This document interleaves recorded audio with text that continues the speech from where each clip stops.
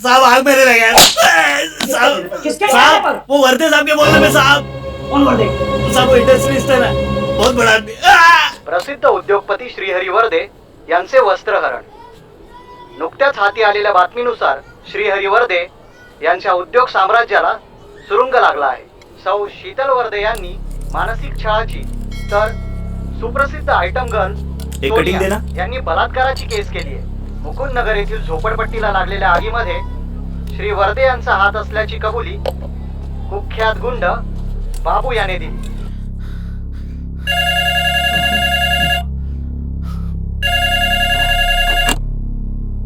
Sir आताच टीव्हीवरती flash news पाहिली।